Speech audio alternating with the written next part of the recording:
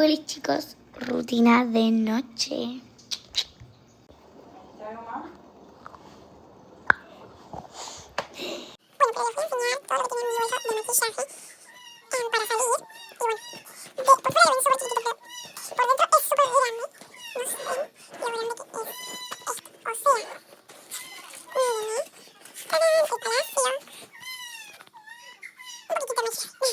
Bueno, traigo mis lentes, traigo unos cochecitos, traigo, obviamente, mi espejito, que yo no dejo que toquen nadie el espejo. Ya, porque está limpio. Y bueno, no quiero que se ensucie. No lo limpié porque siento que está limpio. ¿Qué más? Ahí llevo.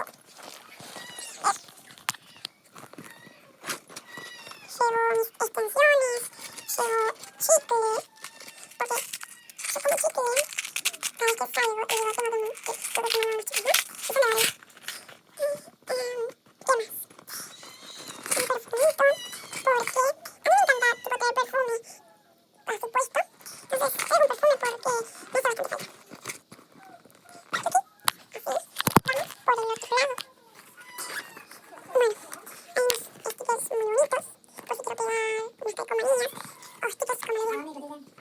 Y unos brillitos, y eso. Como ustedes le llamen, stickers, calcomanías, no sé cómo le llaman en su país. En mi país le llamo stickers. Súper bien. ¿Qué más? Este lado es como flores, de, no sé, los glosses, y eso. Bueno, este es mi hilo favorito. Esta es una mantita de cacao, otro blog con manzanitas, que quedaría ahí, unas limitas, pelo, pinta uñas, otro labial,